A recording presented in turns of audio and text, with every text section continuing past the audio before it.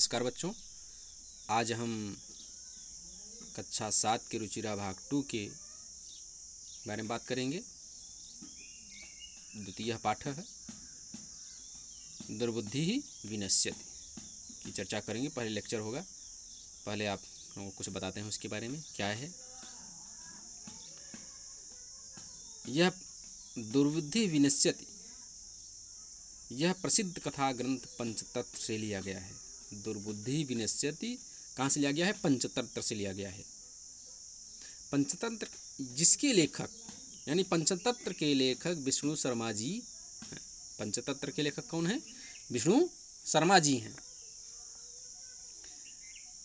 इस पाठ में बताया गया है कि किस प्रकार असमय में बोलना यानी समय से न बोलना, असमय में जिस समय नहीं बोलना चाहिए उस समय में बोलना मनुष्य के विनाश का कारण बनता है।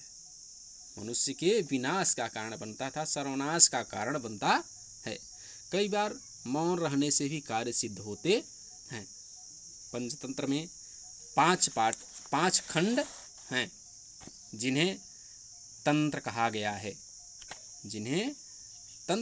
है। 5 पाठ हैं। पंचतंत्र में गद्य पद्य रूप में कथाएं दी गई हैं। किसमें? गद्य पद्य में,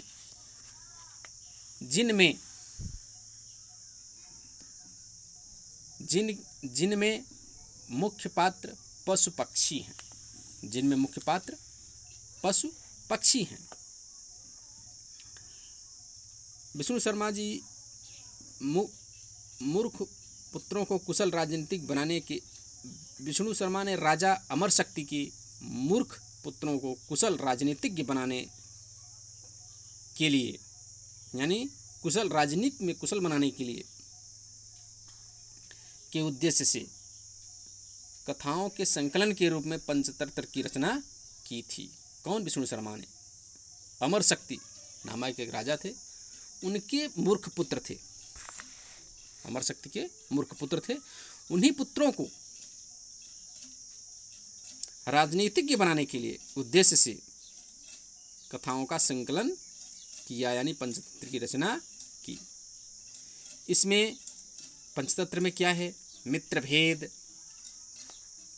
संप्राप्ति, काकोलुकीय, लब्ध प्राणस, अपरिच्छिद, कारक, इन 5 खंडों में कुल कथाएं तथा 900 श्लोक हैं। पंचतंत्र में कितने श्लोक हैं? 900 श्लोक हैं। प्रत्येक श्लोक नीति परक है, नीति युक्त है। पंचतंत्र की रचना 4th शताब्दी के आसपास हुई थी। ईरान की पहलवी भाषा में हुआ था। इसी आधार पर विदेशी भाषाओं में इसके अनेक अनुवाद हुए हैं। पंचतंत्र जो है ये उसका एक खंड है। कौन? दुर्बुद्धि ही विनश्यति। दुर्बुद्धि कुत्सित बुद्धि, खराब बुद्धि विनाश का कारण बनती है, सर्वनाश का कारण बनती है। कहा भी गया है, बातन हाथी पावे बातन हाथी पाँव, यानी बोलने से ही आदमी को हाथी मिलती है, बोलने से आदमी को मार भी खाने पड़ते हैं। किसके द्वारा? बोलने पे। बोलना मुख्य बात है।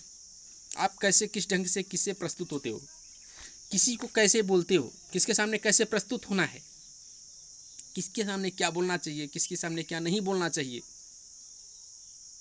ये अच्छे आदमी की पहचान है। खराब आदमी के समझ में ये नहीं, कुत्सित बुद्धि वाले के समझ में ये नहीं आता हमें किसके सामने क्या बोलना है, हमें किसके सामने क्या कहना है, क्योंकि उसकी बुद्धि दूषित हो चुकी है, उसकी बुद्धि खराब हो चुकी है। यही इसमें बताया गया है पंचतंत्र में कि कुत्सित बुद्धि जो है वो विनाश की ओर ले जाती है। कहा भी गया है विनाश काले विपरीत बुद्धि। कहा भी गया है विनाश के समय बुद्धि जो होती है विपरीत हो जाती है।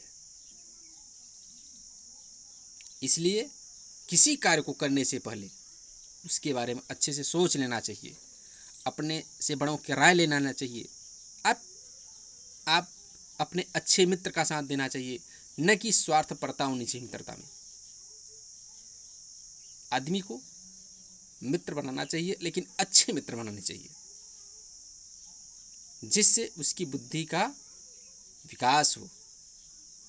अगर आप गलत आदमी का संग पकड़ेंगे आपकी बुद्धि का ह्रास होगा, यानी बुद्धि आपकी भ्रष्ट होगी। एक दिन ऐसा आएगा कि आप कुत्सित बुद्धि हो जाएंगे। इसलिए पंचतत्व में इस पाठ के माध्यम से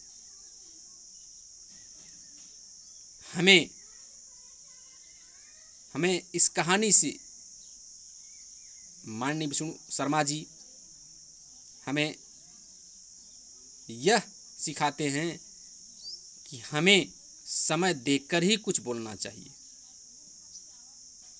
मूर्खों की तरह ज़्यादा नहीं बोलना चाहिए। क्योंकि मूर्ख जो होता है उसके बोलने का तरीका कुछ और होता है, कहने का कुछ और होता है। इसलिए मूर्ख की संगति नहीं करनी चाहिए। इसलिए हमें मित्र भी जो चुनना चाहिए वो अच्छा मित्र बनाना चाहिए, जिससे हमें हमारे ज्ञान का वर्धन हो सके, जिससे हमारे ज्ञान का विकास हो सके। अच्छे मित्र बनाने चाहिए। जब हम अच्छे मित्र नहीं बनाएंगे तो हमारे ज्ञान का ह्रास होगा। थैंक यू बच्चों। आज का चैप्टर यहीं तक, फिर बाद में क्वेश्चन आंसर लिखाएंगे, अनुवाद लिखाएंगे, अनुवाद बताएंगे। Thank you.